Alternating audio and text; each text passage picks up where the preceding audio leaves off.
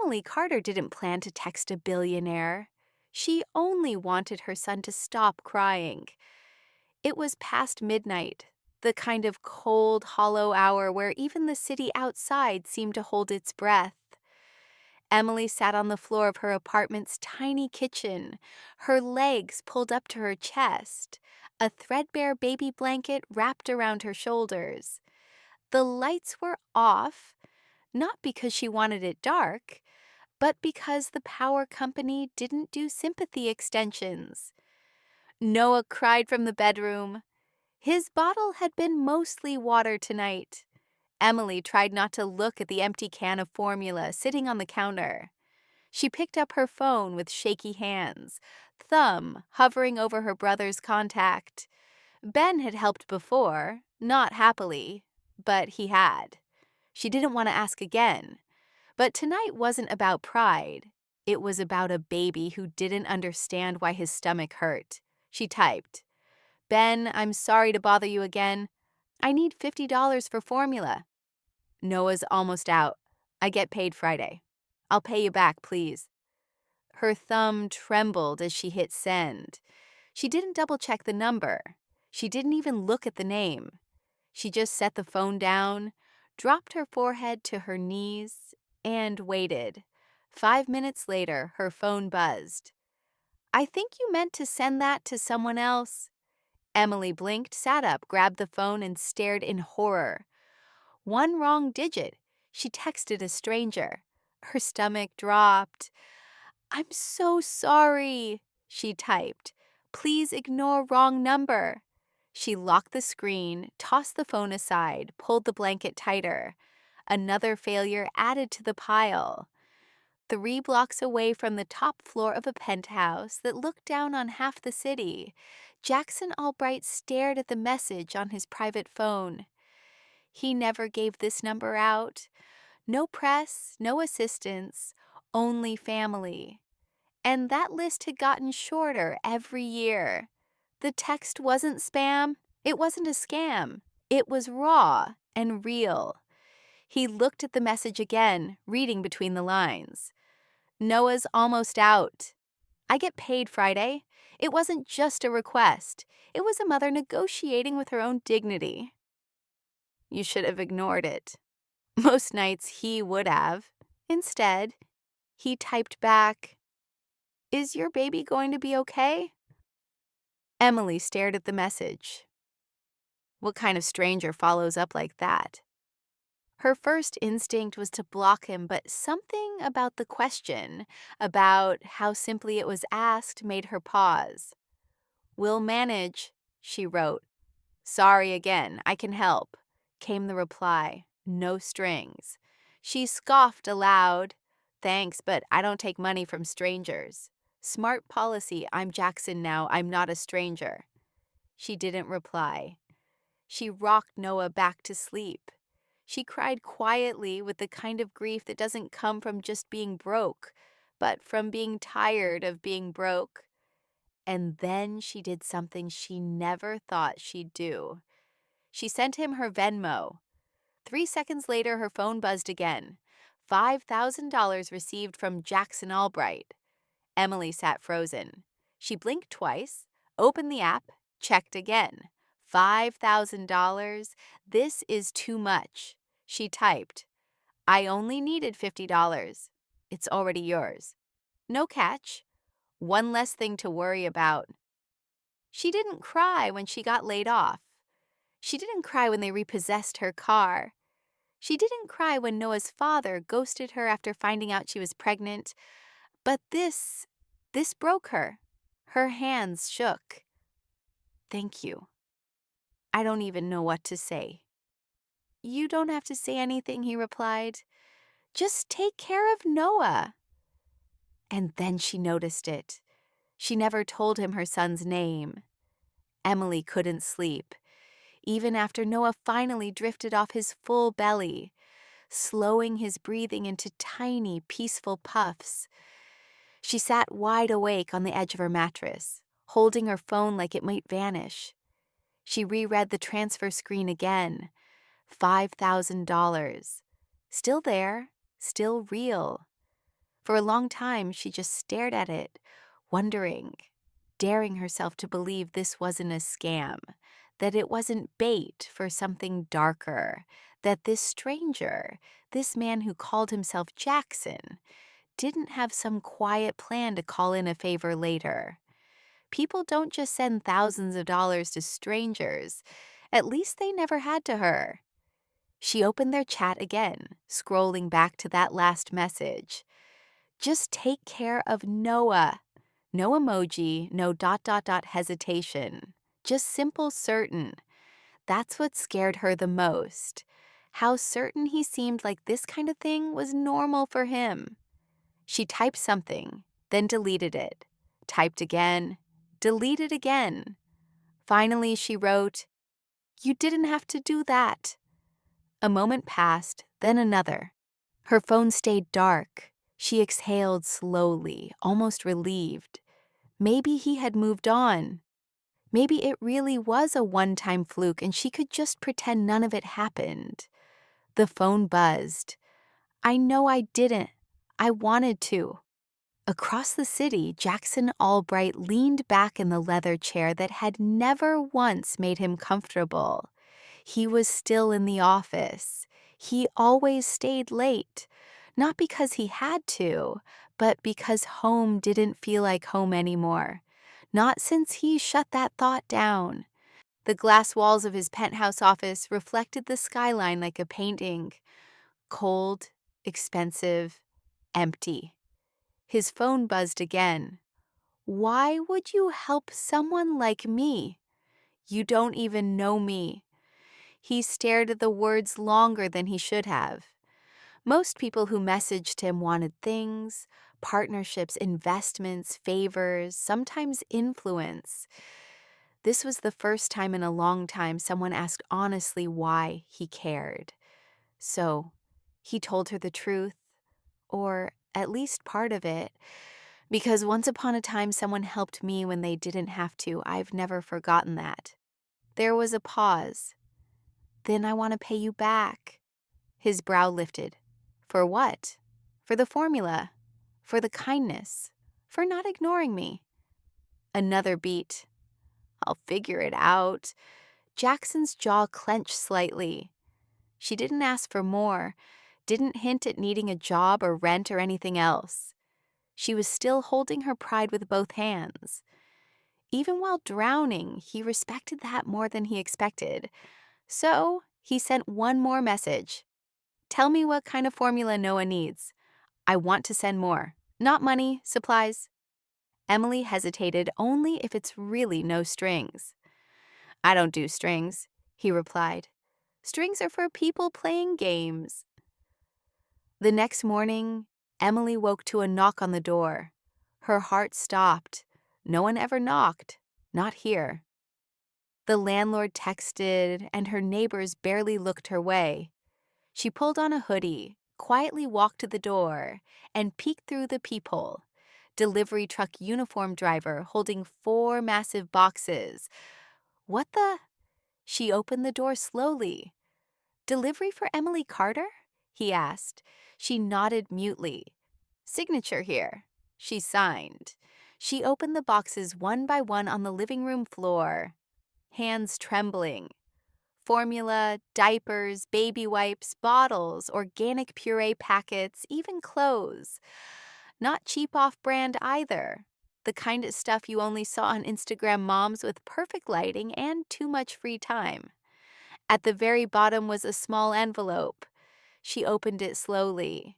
He should have what he needs. Noah deserves better than barely getting by. Jackson, there was no logo, no return address, no way to trace where it had been ordered from. Just a signature she didn't recognize from a man she hadn't even seen. But she felt it in her chest. This strange, uncertain warmth that sat somewhere between gratitude and suspicion. Who was this man? And what did he really want? Emily didn't touch the boxes again for hours. They sat in the corner of the living room like a dream she didn't want to wake from. Noah had fallen asleep in her arms after a warm bottle, his first full one in 3 days, and she hadn't moved since. She just sat there staring at her son's chest rising and falling, wondering what kind of world she just stepped into. She wasn't naive. People didn't do things like this. Not without a catch, not without a camera rolling. But there was no viral video, no receipt, just silence. And that name again, Jackson. Not exactly common. Emily reached for her phone and opened a browser. She hesitated. She didn't want to know, but she had to know. She typed Jackson Albright. The results loaded faster than she was ready for. Jackson Albright, CEO of Helix Court Industries. Net worth 11.8 billion US dollars. Private tech mogul, former military, media shy, widowed, no children. Her stomach flipped. This wasn't just some generous stranger. This was him, the billionaire who owned half the patents in AI medicine. The one reporters called the ghost mogul because he avoided interviews like the plague. There were only 3 official photos of him online, all serious, unsiling. One showed him walking out of a Senate hearing with cold eyes and a clenched jaw. The man didn't just live in another world, he built it. So why was he texting her? Why did he send $5,000 in baby supplies to a woman with no job, no car, and a leaky roof? Emily's hands shook slightly as she clicked the message thread again. She stared at his last text. Noah deserves better than barely getting by. It didn't sound like a billionaire. It sounded like someone who'd been close to starving and never forgot it. She typed, hesitated, then hit send. Why are you really doing this? He didn't answer right away. She waited 10 minutes, then 20. Her heart sank. Maybe he regretted it. Maybe he realized she wasn't worth it. Her phone finally lit up because I know what it's like to lose someone you can't save, and because no child should ever feel that kind of pain. She stared at those words, stunned. They weren't transactional. They weren't poetic either. They were just true, and they hurt. I don't want your pity, she replied. It's not pity, he said. It's recognition. Emily leaned her head against the wall and closed her eyes. There was a beat of silence between them. Then her phone buzzed again. Do you work? That question hit like a jab. She almost didn't respond. I did until Noah and the company folded, and the daycare I could afford shut down. So, no, not right now. What was your field? Biochem research. Mostly diagnostics. I interned at Novagene before things got complicated. You were in research? Yeah, but I also know how to scrub toilets, make lattes, and calculate taxes I can't afford to pay. She didn't expect a reply to that, but he surprised her. Come by Helix Core tomorrow, 11 a.m. Ask for Ava. No strings, just a conversation. Emily blinked. You're offering me a job? I'm offering you a chance to take one back. Emily hadn't been inside a downtown office tower in almost 2 years. The last time she walked into a corporate lobby, she was wearing heels that blistered her toes and a badge that said temporary contractor. Today, she was wearing her cleanest jeans, a thrifted blouse, and a blazer she hadn't zipped since before her pregnancy. She tightened her grip on Noah's carrier and stepped through the rotating glass doors. The Helix Core lobby was nothing like she expected. No marble, no ego, just clean lines, high ceilings, and a quiet efficiency that made her feel instantly underdressed. The receptionist looked up as she approached. Hi, I'm Emily Carter. I'm here to see Ava. The woman's face lit up with immediate recognition, which unsettled her more than she cared to admit. Of course, you're expected. 37th floor. Miss Lynn will meet you at the elevator. Mir blinked. Expected? She followed the path to the elevator, eyes darting to the logos on the wall, the awards behind glass, the silent but busy energy of the place. This wasn't a startup pretending to be important. This was important. By the time the elevator doors slid open on the top floor, her heart was pounding. A woman in her mid-40s with sleek black hair and a tablet in hand greeted her with a warm but professional smile. "Emily, I'm Ava Lynn, Chief of Staff to Mr. Albright.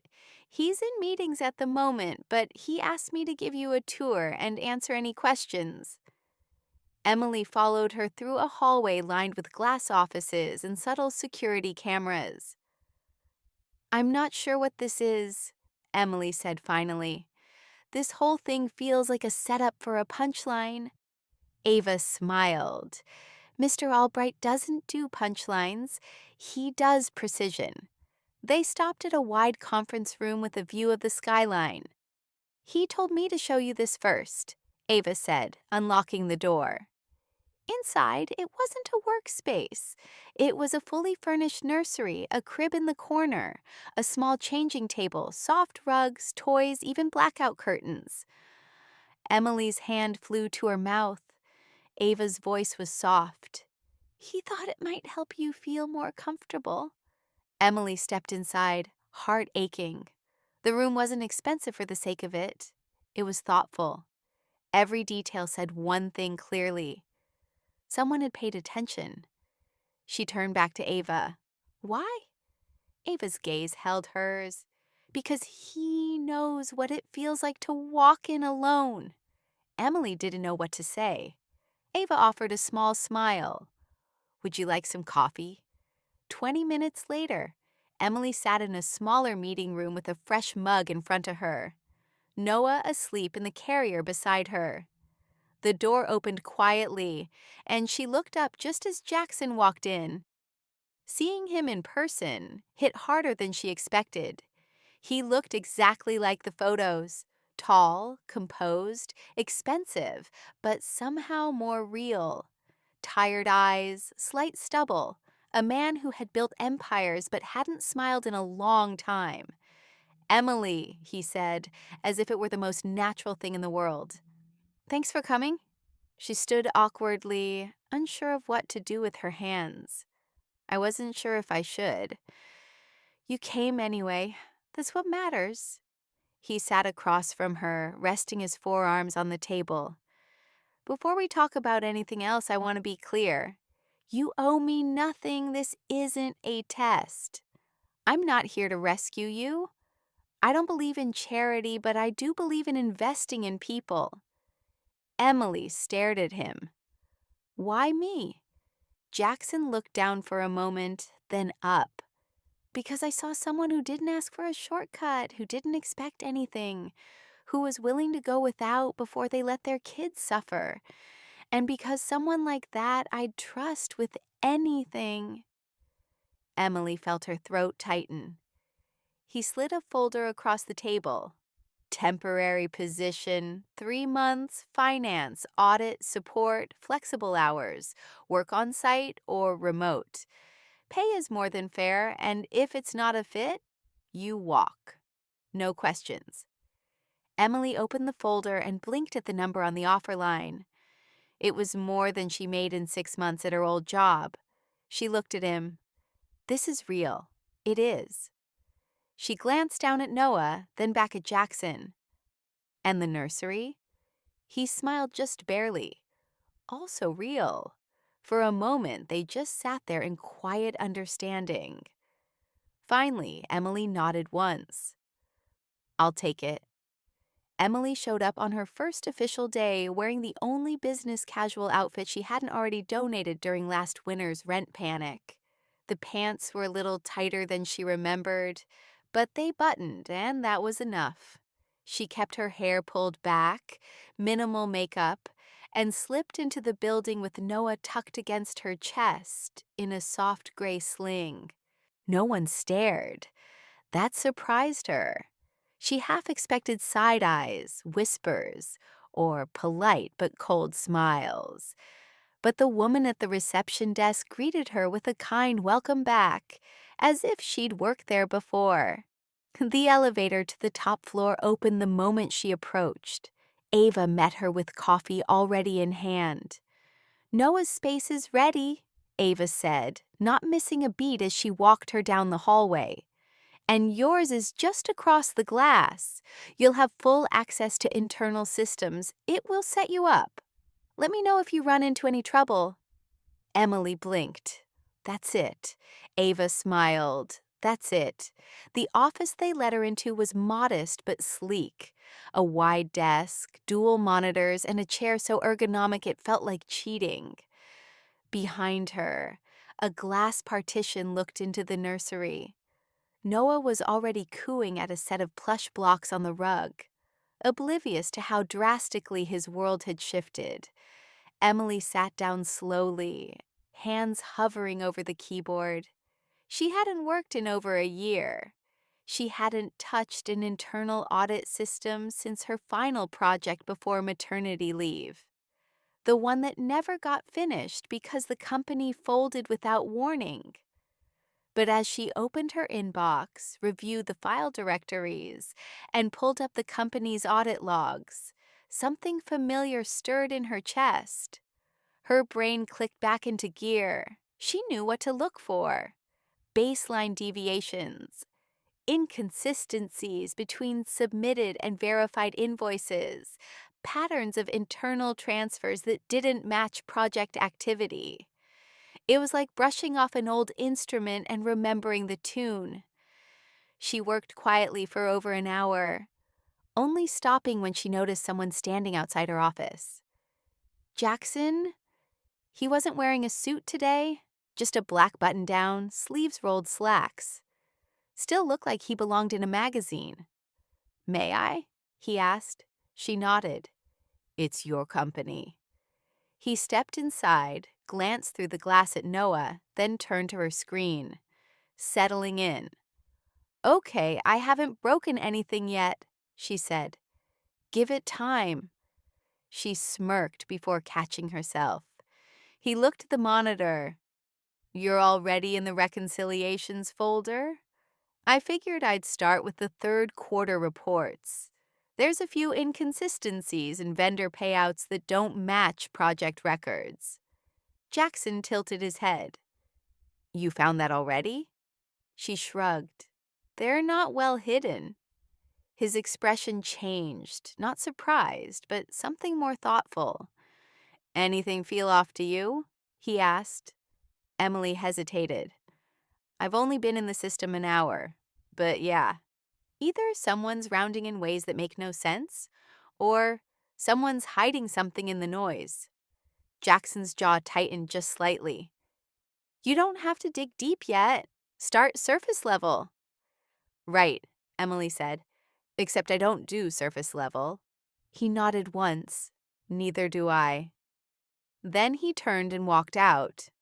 That afternoon, Ava brought her lunch without asking. Grilled chicken, roasted vegetables, iced tea.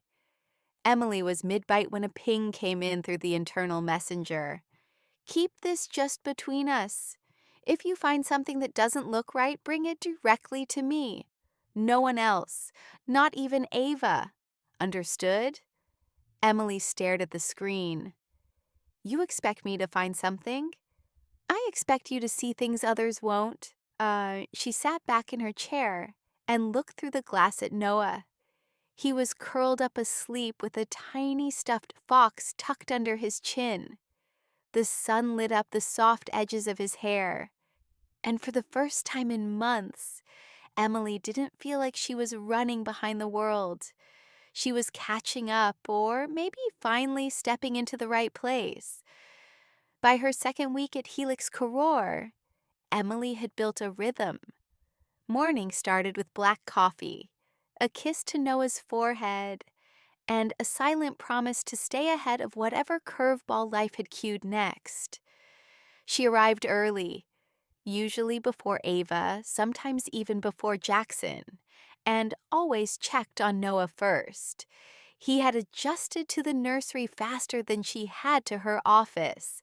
Every day she'd find him nestled in the corner with a rotating cast of plush animals and an endless supply of organic snacks. Emily, on the other hand, was deep in spreadsheets, audit logs, and data trails. She didn't treat this job like a lifeline. She treated it like a mission. It was the only way she knew how to work with precision, with care, and with the kind of focus that blocked out everything else. By Friday afternoon, she found it. It wasn't a smoking gun. It never was. But there was a pattern. The same vendor name repeated just enough.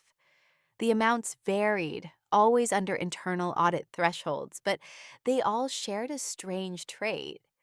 They were tied to non-existent project codes. Emily leaned closer to her screen, double-checking. The vendor didn't match any real division. And yet, the payments had been processed, approved, and quietly buried under a dozen legitimate transactions. $1,200 here, $2,400 there. Never enough to set off alerts, but over the course of a fiscal quarter, they added up. Emily copied the vendor code into a private folder and began cross-referencing. The payments weren't going to any standard operating account. They were routed through a third-party holding company in Delaware. Emily recognized the structure instantly. It was a shell, legal on paper, untouchable without higher-level access. Her stomach tightened. Someone inside Helix Core was siphoning funds slowly, strategically, and they were good at hiding it. Too good. She didn't call Ava. She didn't loop in finance. She remembered Jackson's message clearly. Bring it directly to me, no one else. Emily copied the files to a flash drive, encrypted the folder, and slipped it into her bag. Then she messaged him. I need 5 minutes. It's important. Jackson's office looked out over half the city. The windows stretched floor to ceiling, but the curtains were drawn. His desk was surprisingly bare. A single tablet, a leather notepad, a framed photo turned slightly toward the wall. He glanced up when she stepped in. You found something? He said, not asked. Emily nodded and handed him the drive. It's not confirmed, but it's enough to raise questions. He plugged the drive into the side of his monitor and scrolled. She watched his expression shift slightly at first, then deeper, more concentrated. You pulled this from Q3? Yes, but it spans earlier quarters. The vendor doesn't exist. The payments route through a shell account in Delaware, masked under smaller invoices. Jackson leaned back, exhaled through his nose. You're right. It's clean. Too clean. Which means whoever did it knows the system. Knows it well, Jackson said. Probably helped design the controls. Emily crossed her arms. You already suspected something. He looked at her. I've been watching the numbers drift since late last year, but I couldn't get anyone in finance to chase it. Too subtle, too easy to explain away. So why not bring in an outside firm? He hesitated. I don't know who I can trust. Emily felt it settle in her chest like a weight. She understood that kind of isolation, the kind that came after losing too much and trusting too fast. It hollowed you out, made you second-guess everything, everyone. So what now? She asked. I want you to keep going, Jackson said. Keep digging, but quietly. No names, no email trails, and if anyone asks, you're still reconciling back-end billing records? Emily tilted her head. You're asking me to investigate your own company? I'm asking you to find the truth. She held his gaze. And if I find something ugly, Jackson didn't blink, then we deal with it. That night, Emily lay awake staring at the ceiling. Noah curled against her side. She replayed the conversation in her head again and again, trying to shake the unease that clung to it. She wasn't afraid of digging. She wasn't even afraid of what she might find. What worried her most was what she'd already seen in Jackson's face. He already knew. He just didn't want to admit it. The next morning, Emily woke before her alarm, not to Noah's cries, but to silence, the kind of silence that felt heavy. She checked his crib, still asleep, arms overhead. His lips pursed into a tiny frown like he was busy negotiating with his dreams. Emily brushed her teeth in the kitchen sink. Her bathroom faucet had started leaking again, but she hadn't called maintenance. She didn't want strangers in her space. Not now. Not when she was part of something she barely understood.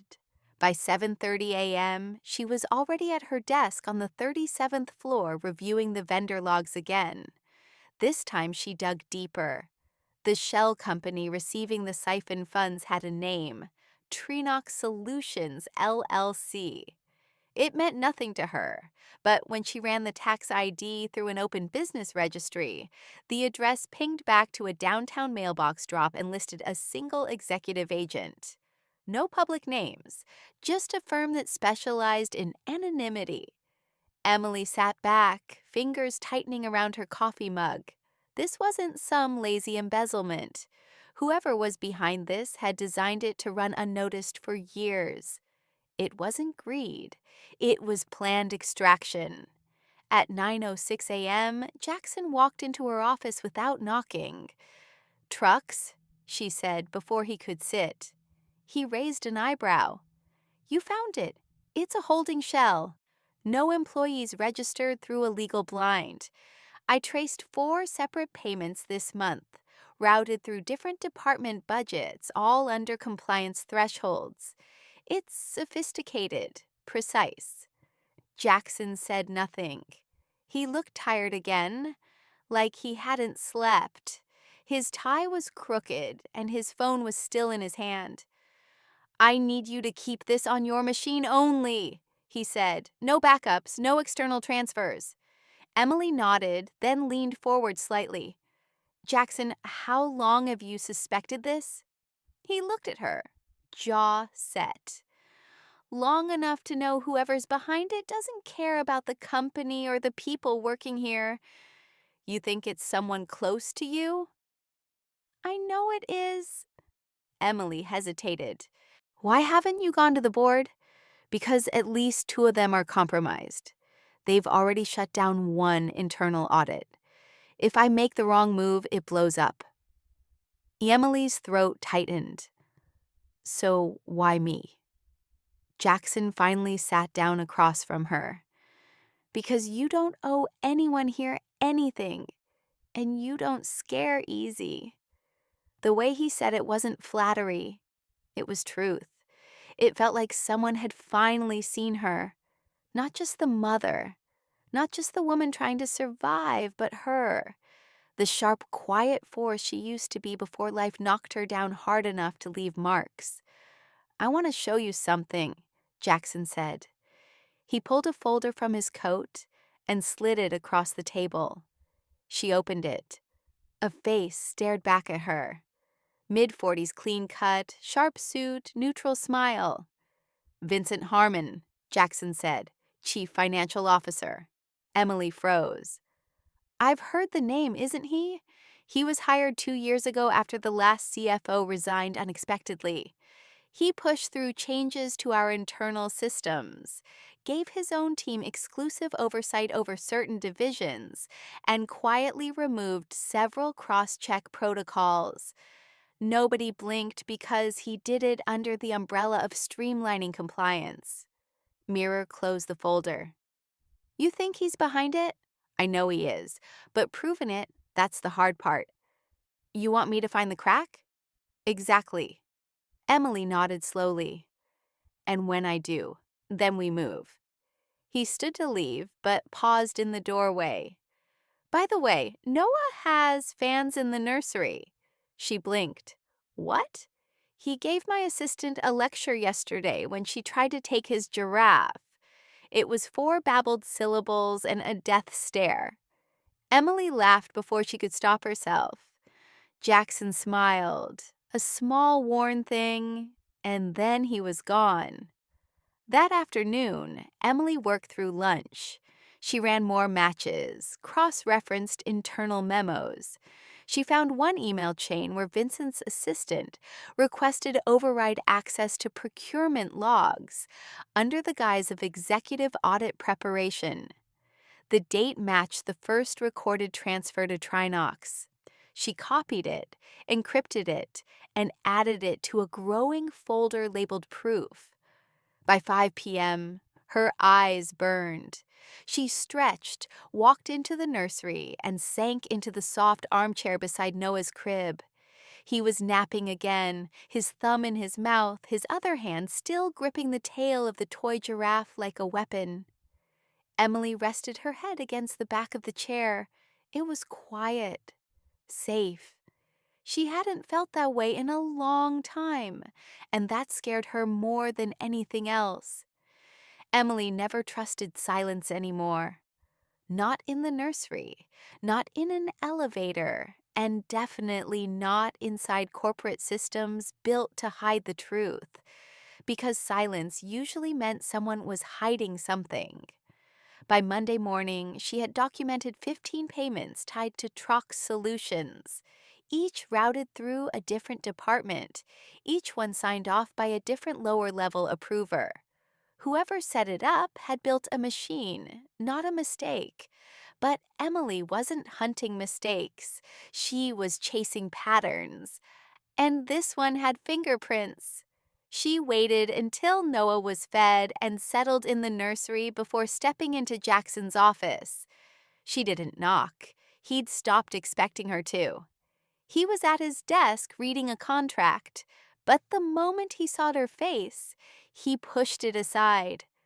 "You found more?" "Yes, and I think I figured out how they're hiding it." She handed him a printed report, each page tagged with highlighted notes and system timestamps. "I cross-checked every account routed through Trinox with employee IDs. The payment approvals all come from different login, but the access point every single time is the same device ID, which means someone's using ghost credentials." Jackson finished, either duplicating or hijacking existing users to sign off. Emily nodded.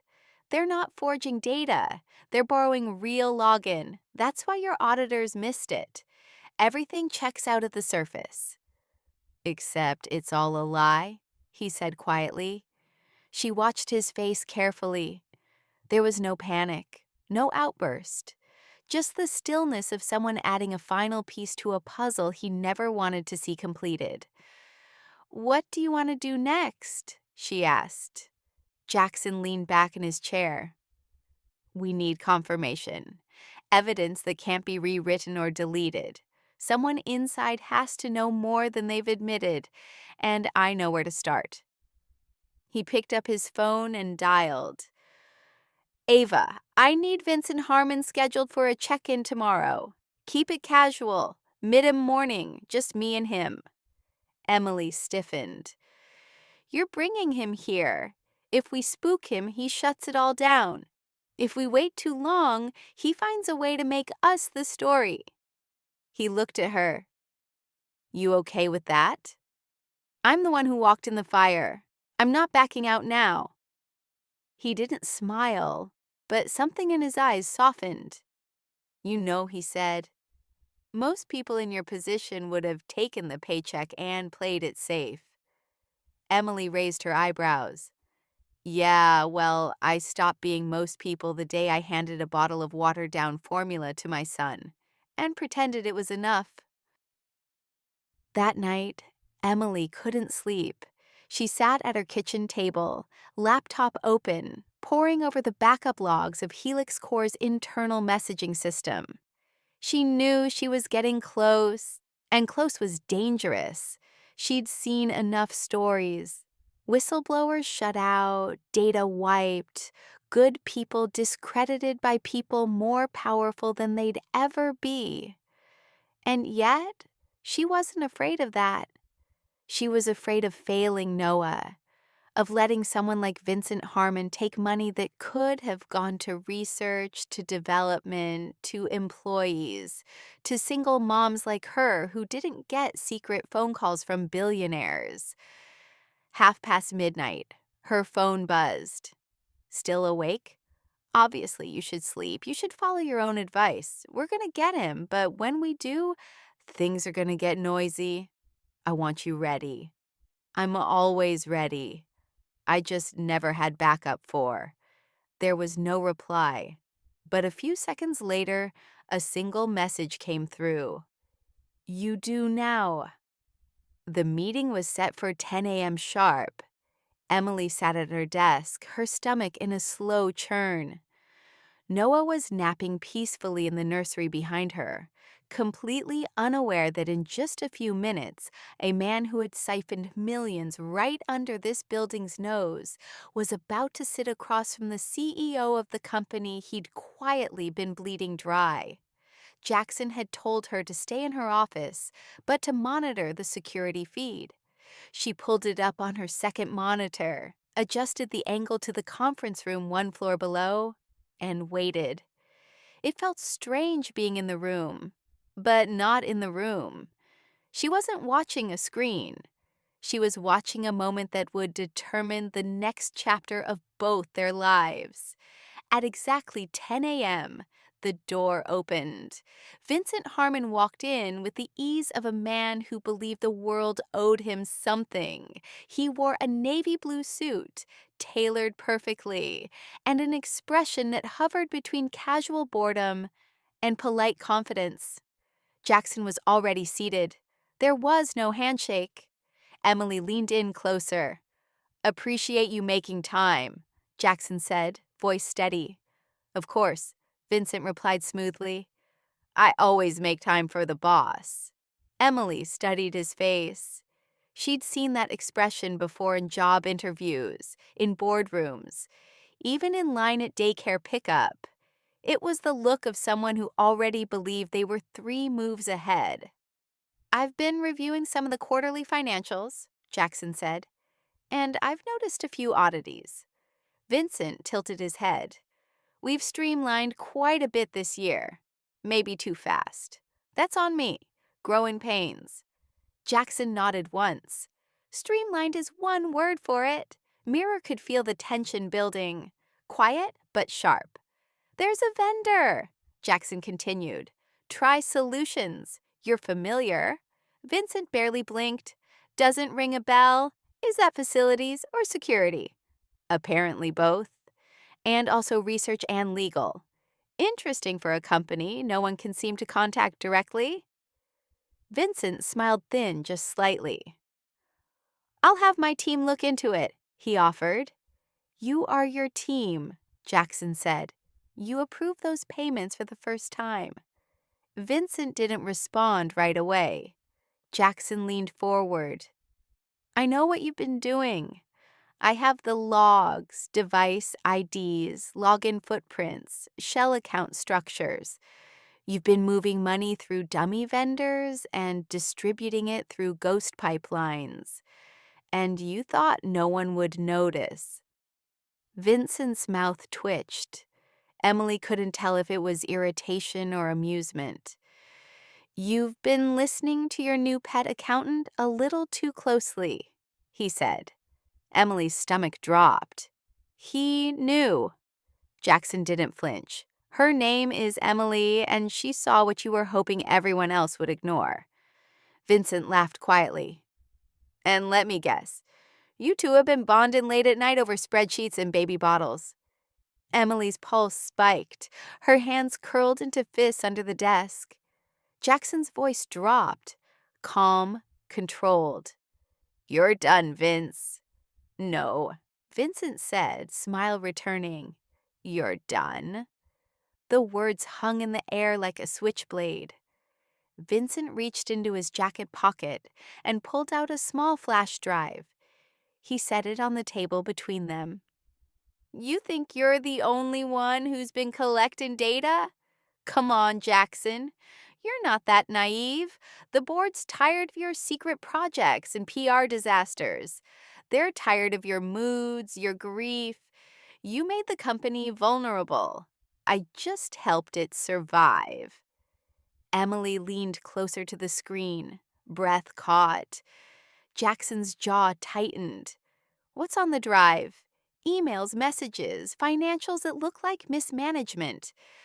That suggests you've been diverting funds to cover personal liabilities, which, by the way, we both know you haven't. But perception matters more than truth when you're on the chopping block, and you're giving it to me because I'm not. I'm warning you. You've got until Friday to resign. Quietly. I've already spoken to 2 board members. They'll back me. Walk away and I won't bring Emily into this. She gets a nice severance and a silent exit. Everyone wins." Emily sat frozen. Jackson stared at him. Then quietly, "You underestimate me." "No," Vincent said as he stood buttoning his jacket. "I understand you better than anyone else in this building. You built something great, but you're too human now, and human doesn't survive here." He walked out without waiting for a response. Emily closed the feed and leaned back in her chair. Her heart was racing. Her face felt hot, and all she could think was one thing. They were at war now, and Vincent Harmon played dirty. Jackson didn't return to his office after the meeting with Vincent. For 2 hours, Emily stared at the closed conference room feed, but there was nothing left to see. No movement, no sounds. Just an empty table and the ghost of a conversation that changed everything. She couldn't sit still anymore. She printed out her report, the one with every documented transfer, every ghost approval, and every shell account tied to Trinox. Then she walked the hallway, heart pounding, and entered Jackson's office without knocking. He was there, back to her, standing at the window with the blinds drawn halfway, watching the city like he was waiting for it to collapse. He didn't turn when she spoke. "I saw everything." Jackson didn't flinch. His voice was low. "You weren't supposed to." Mira walked closer. "You really think I'd just sit at my desk and not watch what happened in that room?" He turned then slowly, his face unreadable. "I told you this would get ugly. You didn't say he'd try to destroy you." Jackson looked tired in a way she hadn't seen before. Not physically, not just grief. It was the weariness of someone who had finally confirmed that the worst person he suspected was exactly who he feared, and worse, had the power to get away with it. He has the board. Then take the fight public and put the company at risk, the thousands of people who rely on it, the research we've invested in for years. If I move too soon, he spins it. I look like the unstable billionaire clinging to control. You look like the woman I manipulated to cover my own mistakes. Emily's throat tightened. Then we find proof he can't spin. Jackson studied her face. "You're still in?" "I was in the moment I figured out the math didn't add up." He stepped forward, picked up the report from her hand, flipped through it in silence. When he finished, he looked up. "I have one last card to play. It's not guaranteed to work, and it's risky." Define risky. "I've been working with someone off the books, former FBI forensic accountant. She's helped me track internal corruption quietly. But if we bring her in now, it won't stay quiet." "And you trust her with the truth?" "Yes." "Then bring her in." Jackson hesitated. "This only works if we all play our part. She'll need full access to the logs, everything you found. And if Vincent catches even a whiff of what we're doing, he'll come after you." Emily didn't blink. Let him try. That night, the safe house wasn't just a contingency plan. It was real. Jackson handed her an access code, a private residence owned under a subsidiary company located in a quiet part of the city, already stocked with essentials. Emily didn't ask how. She didn't need to. She packed lightly just clothes for her and Noah, the laptop, the flash drives, and a copy of the report. Noah fussed when she moved him into his carrier, but settled as soon as she held him against her chest. He could always tell when she was tense. The apartment was small but clean, safe, quiet. Emily sat Noah down in the portable crib, already waiting in the corner. Then she sank onto the edge of the couch, scrolling through her phone, wondering what came next. She didn't have to wait long. A message came through from Jackson. Jackson, her name is Keller. She'll call you in 10 minutes. Pick up. Don't tell her anything you can't prove. She's sharp, but she tests people. Mira replied with one word. Ready? 10 minutes later, the phone rang. Miss. The voice on the other end was crisp, female, and all business. Yes, this is Keller. Jackson tells me you're the one who found the break in the flow. I'm the one who noticed. Jackson stared at him. Then quietly, you underestimate me. No, Vincent said as he stood buttoning his jacket. I understand you better than anyone else in this building. You built something great, but you're too human now, and human doesn't survive here. He walked out without waiting for a response. Emily closed the feed and leaned back in her chair. Her heart was racing. Her face felt hot, and all she could think was one thing. They were at war now, and Vincent Harmon played dirty. Jackson didn't return to his office after the meeting with Vincent. For 2 hours, Emily stared at the closed conference room feed, but there was nothing left to see. No movement, no sounds. Just an empty table and the ghost of a conversation that changed everything. She couldn't sit still anymore. She printed out her report, the one with every documented transfer, every ghost approval, and every shell account tied to Trinox. Then she walked the hallway, heart pounding, and entered Jackson's office without knocking. He was there, back to her, standing at the window with the blinds drawn halfway, watching the city like he was waiting for it to collapse. He didn't turn when she spoke. I saw everything. Jackson didn't flinch. His voice was low. You weren't supposed to. Mira walked closer. You really think I'd just sit at my desk and not watch what happened in that room? He turned then slowly, his face unreadable. I told you this would get ugly. You didn't say he'd try to destroy you. Jackson looked tired in a way she hadn't seen before. Not physically, not just grief.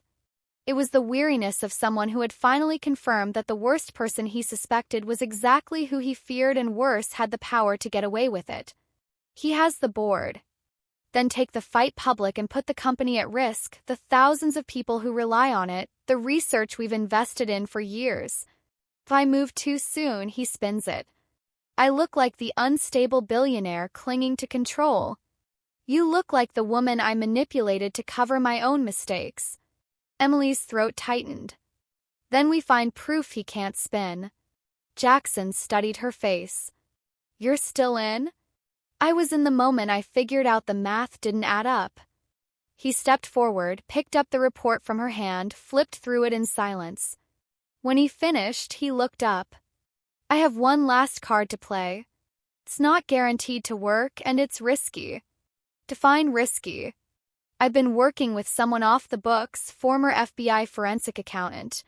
She's helped me track internal corruption quietly. But if we bring her in now, it won't stay quiet. And you trust her with the truth? Yes. Then bring her in. Jackson hesitated. This only works if we all play our part. She'll need full access to the logs, everything you found. And if Vincent catches even a whiff of what we're doing, he'll come after you. Emily didn't blink. Let him try. That night, the safe house wasn't just a contingency plan. It was real. Jackson handed her an access code, a private residence owned under a subsidiary company located in a quiet part of the city, already stocked with essentials. Emily didn't ask how. She didn't need to. She packed lightly, just clothes for her and Noah, the laptop, the flash drives, and a copy of the report.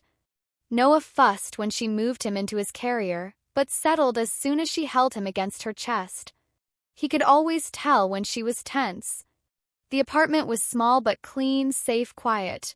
Emily sat Noah down in the portable crib, already waiting in the corner.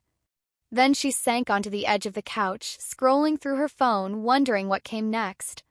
She didn't have to wait long. A message came through from Jackson. Jackson, her name is Keller. She'll call you in 10 minutes. Pick up. Don't tell her anything you can't prove. She's sharp, but she tests people. Mira replied with one word. Ready? 10 minutes later, the phone rang. Miss. The voice on the other end was crisp, female, and all business. Yes, this is Keller. Jackson tells me you're the one who found the break in the flow. I'm the one who noticed. He's the one who knew something was wrong. Tell me everything.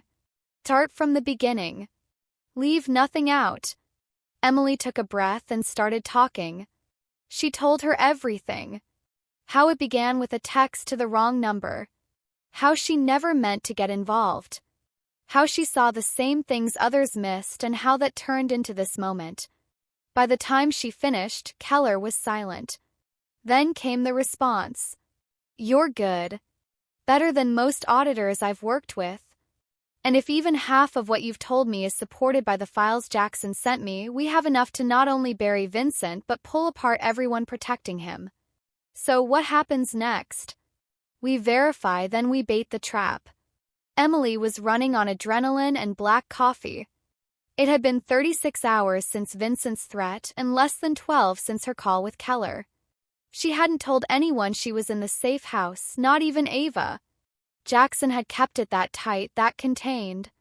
But inside, Emily was already building a strategy. Keller had been relentless during the call. She wanted timestamps, device IDs, access logs, emails. She wanted everything Emily had. And more. Emily didn't flinch. She handed it all over. Every folder, every encrypted backup, even her personal notes. She knew what was at stake. Now it was time to draw Vincent out. Keller had a plan, and it started with a leak. That morning, Emily received a file-marked draft memo internal realignment supposedly from HR. It looked official. Said that due to upcoming compliance evaluations, there would be an internal audit review of all executive-level vendor contracts. The memo wasn't real, it was bait. The memo was loaded into the Helix core system under a path Vincent's assistant had access to. Then they waited. Jackson didn't sit still. He stayed moving, checking in with Keller, working through secure channels, pressing the remaining allies on the board to stall any vote of no confidence. Ava, quiet but loyal, was working 2 phones, pretending nothing had changed. Emily stayed off company messaging, logging in only through VPN from the safe house. By noon, Keller sent a message. We got a ping. Memo was accessed 3 times in 2 hours. Twice from Vincent's team, once from Vincent's own login. He knows. Emily stared at the screen. What's he going to do? We're about to find out. 3 hours later, Jackson called. His voice was quiet but urgent. He's making his move. What did he do? He submitted an emergency ethics complaint to the board. Claimed I bypassed finance, moved funds into personal accounts to bribe an external hire. You, Morelter chess titan. He actually named me. He wants you gone first. It's his pattern. Escalate, discredit, remove. He's betting the board won't question it if it comes from internal concern. She sat down hard on the arm of the couch. And will they? Some might, but not all. Not if we go first, Jackson paused. You ready to do this publicly? Emily looked at he's the one who knew something was wrong. Tell me everything. Start from the beginning. Leave nothing out. Emily took a breath and started talking. She told her everything. How it began with a text to the wrong number. How she never meant to get involved. How she saw the same things others missed and how that turned into this moment. By the time she finished, Keller was silent. Then came the response. You're good. Better than most auditors I've worked with. And if even half of what you've told me is supported by the files Jackson sent me, we have enough to not only bury Vincent but pull apart everyone protecting him. So what happens next? We verify, then we bait the trap. Emily was running on adrenaline and black coffee. It had been 36 hours since Vincent's threat and less than 12 since her call with Keller. She hadn't told anyone she was in the safe house, not even Ava. Jackson had kept it that tight, that contained. But inside, Emily was already building a strategy. Keller had been relentless during the call. She wanted timestamps, device IDs, access logs, emails. She wanted everything Emily had. And more. Emily didn't flinch. She handed it all over. Every folder, every encrypted backup, even her personal notes. She knew what was at stake.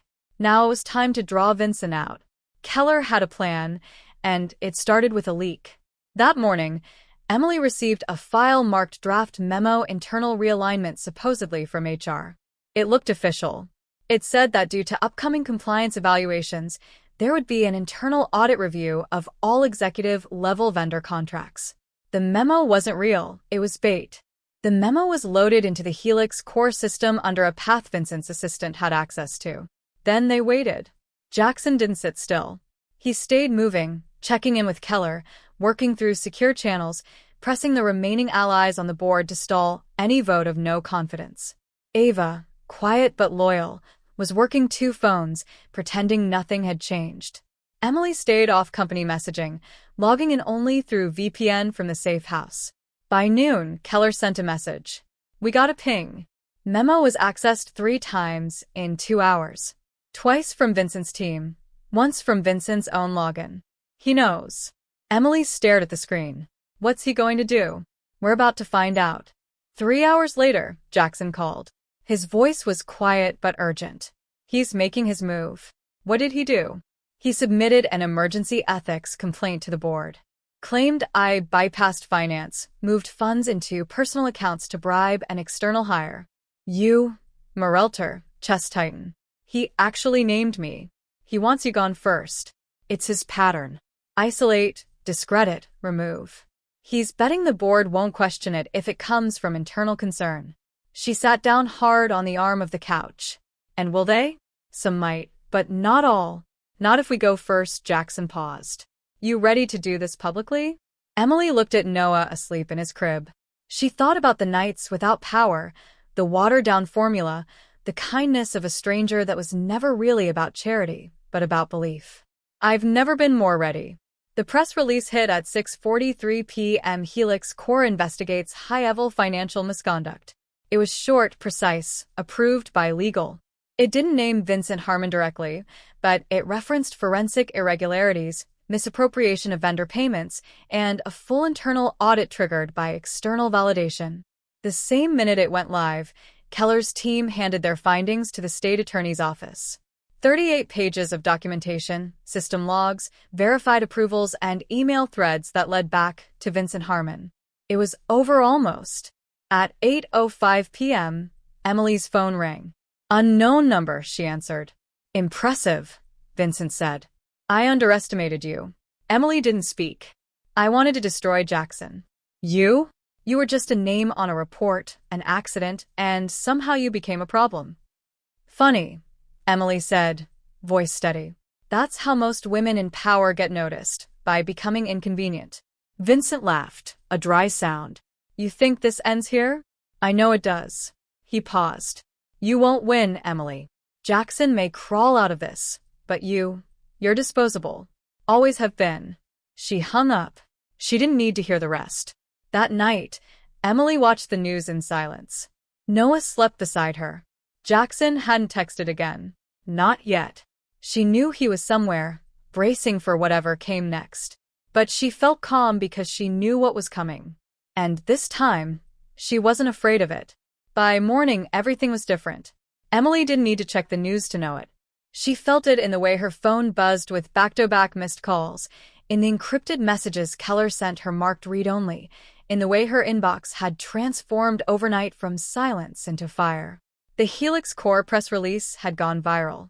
Finance blogs, tech media, even national outlets were buzzing with speculation. A whistleblower, secret audit, executive corruption. One article mentioned a single mother with a background in forensic accounting who uncovered the breach. They didn't name her, but they would sooner or later. Ava texted at 8:02 a.m. Ava, be ready. He's coming for a final meeting. Private 9 a.m. top floor. Just him and Jackson. Emily stared at the message. Emily, should I be there? Ava. Jackson says no. I say yes, stay back, but don't leave. Emily dressed carefully, neutral tones, nothing flashy, and slipped into the building through the secondary entrance Keller's team had cleared. She took the private elevator straight to the nursery suite where Noah was already waiting, his favorite stuffed fox in one hand, his juice cup in the other, babbling to the daycare assistant like she worked for him. At 9:01 a.m., she opened her laptop and pulled up the live internal feed. The conference room was silent. Jackson sat at the end of the table, calm, controlled. Vincent entered a moment later, expression blank. Emily watched every detail. His walk, his jaw, the way his hand hovered for just a second too long before pulling out a chair. Let's save each other the posturing, Vincent said. I know what this is. Then you know why you're here, Jackson replied. I'm here because you'd rather burn the company to the ground than let someone else fix it. You didn't fix it. You hijacked it. You bled it dry. I kept it alive when you were too consumed by grief to lead. Emily felt her stomach twist. It wasn't the insult. Speed of the evidence, voted unanimously to suspend all finance operations related to his tenure. Keller's team had everything they needed to move forward with federal charges. Emily stood at the nursery window, arms crossed, watching the city exhale. A quiet knock made her turn. Jackson. He looked like he hadn't slept again, but he was smiling. It was how calm he said it. How rehearsed it sounded. You built your whole career off other people's blind spots.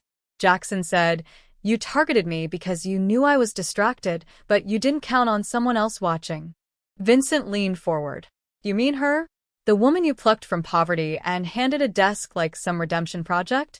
You think anyone will believe her over me? I don't need them to believe her. Jackson said, I have the data. I have the paper trail. I have federal agents who signed off on every piece of it. She didn't just notice, she proved it. Emily didn't move. Her hands were cold against the keyboard. Noah's soft humming behind her grounded her. Vincent stood. This is a mistake. No, Jackson said, rising slowly. The mistake was thinking you were untouchable. Ava stepped into the frame next, calm as ever. Gentlemen, I believe you've both said what you needed to. Security will escort Mr. Harmon out. His badge has already been deactivated. Vincent's mouth opened, closed. For the first time, Emily saw something break in his expression. He turned without another word and left. By 10:14 a.m., it was over. Officially, Vincent Harmon was placed on leave pending investigation.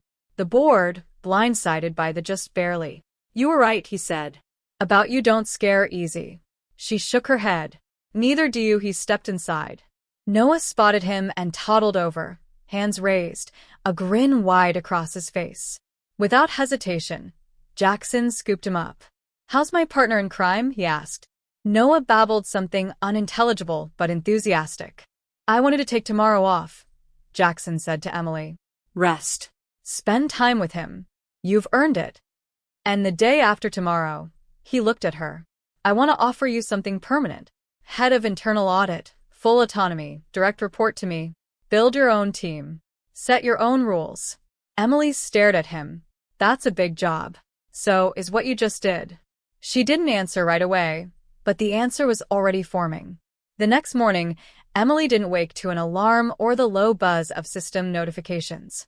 She woke to sunlight bleeding through the cheap blinds in the safe house bedroom and the steady rise and fall of Noah's breathing beside her.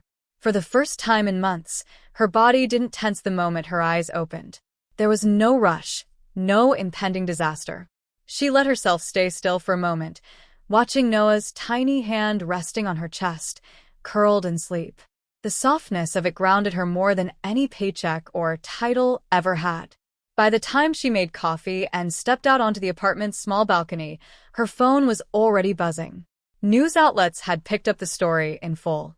Vincent Harmon's face was plastered across headlines in every financial blog she could name. Whistleblower exposes multi-million-dollar fraud at Helix Core was trending. Her name hadn't been used officially, but her inbox was filling up with interview requests, LinkedIn messages, and one strange email from a corporate publisher asking if she was considering writing a memoir. She wasn't. She didn't want a spotlight. She just wanted her life back. Or maybe for the first time to build a new one. At noon, Jackson called. "You holding up?" he asked. Mira glanced at the TV where another panel of talking heads debated how a CEO had taken down his own CFO. "I'm okay. Just weird being the center of a storm." "You didn't choose." "You did choose it," Jackson said. "You just didn't realize that until after you were in it," she smiled. "I guess that's true." There was a pause on the line, and then he spoke again, more carefully this time. "I wasn't going to say this over the phone, but I think I'd regret not saying it at all." Emily's breath caught slightly. "I don't know what happens next for the company for me, but I know I trust you, and I don't say that easily." She sat down slowly.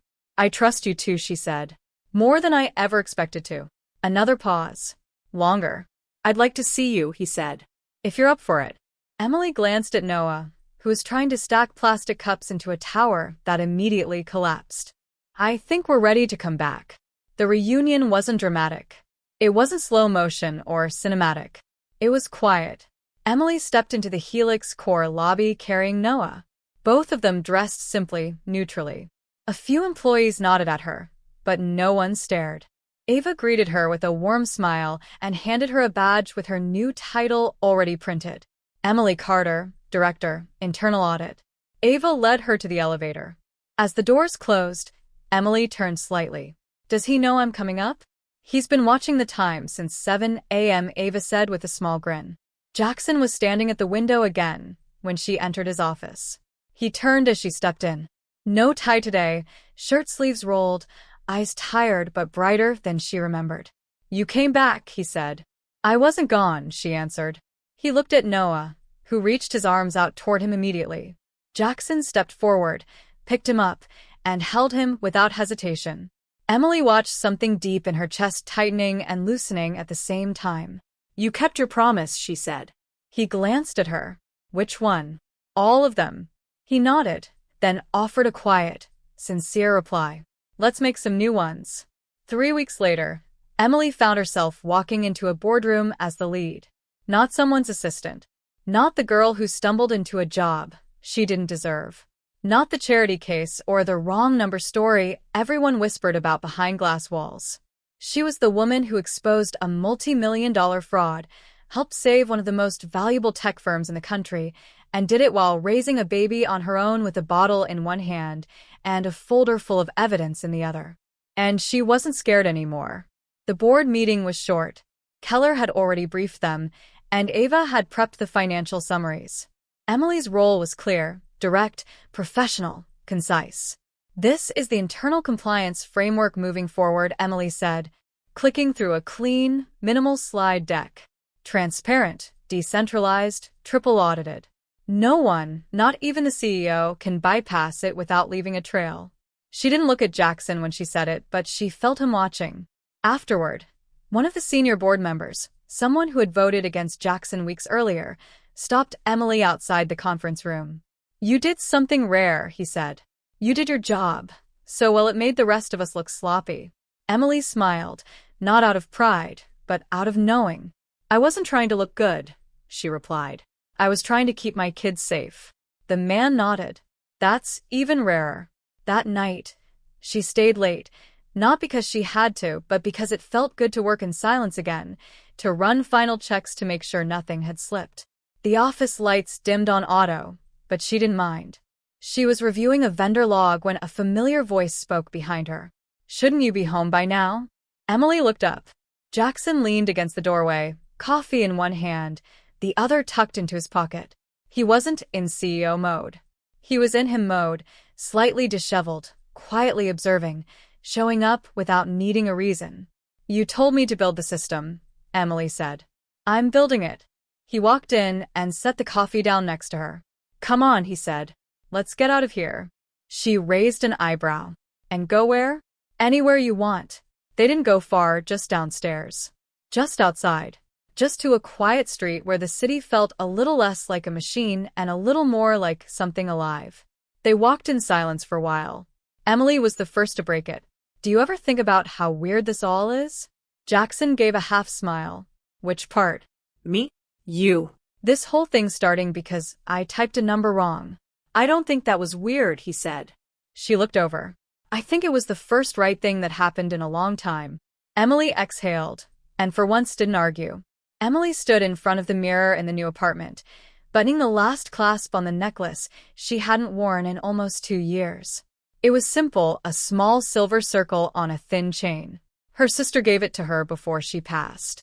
For a long time, it had stayed buried in a drawer, forgotten under unpaid bills and medical forms. But tonight felt right. Noah was in his new pajamas, sitting cross-legged on the floor with a spoon in one hand, and applesauce smeared across his chin like war paint. Emily smiled as she wiped his face and laughed when he swatted her hand away. She didn't recognize this version of her life, not because it was perfect, it wasn't, but because it felt like hers. For the first time in years, she wasn't reacting to the next problem. She was building forward. Her name was on the lease. Her bank account didn't give her anxiety. She had a key card that opened more than just opportunity. It opened a new chapter. Later that night, when Noah was asleep and the city had gone quiet outside the window, Emily sat on the couch with her laptop open. Her inbox had one unread message sent from a private internal account Jackson had created just for them. No subject line, just one file attachment. She clicked it. Inside was a screenshot of the very first message she'd ever sent him. Ben, I'm sorry to bother you again. I need $50 for formula. Noah's almost out. I get paid Friday. I'll pay you back, please. And below that, the reply, I think you have the wrong number. She stared at it, her hand covering her mouth. Jackson had titled the file, The Accident That Wasn't. A message appeared from him a moment later. Jackson, thought you might want to keep that so you never forget what it took to find your way here. Emily typed back. You still think it wasn't an accident? I think the universe is better at hiring people than HR. She laughed, sitting back, letting the warmth of the moment settle into her chest. After a few seconds, she typed one more message. You ever think about what happens next? Every day, she waited, and then it came. I'd like you and Noah in my life permanently. Not just as a team, not just as coworkers, as mine. If you're ready. She read it twice, not because she doubted him, but because she'd never let herself picture the possibility this clearly. Then she smiled and replied, Emily asked me again in person. A minute later, her doorbell rang. Thank you for staying with us until the very end of this unforgettable story. If Emily and Jackson journey moved you, please give this video a like and subscribe to the channel. Even greater, deeper stories are coming your way. Don't miss what's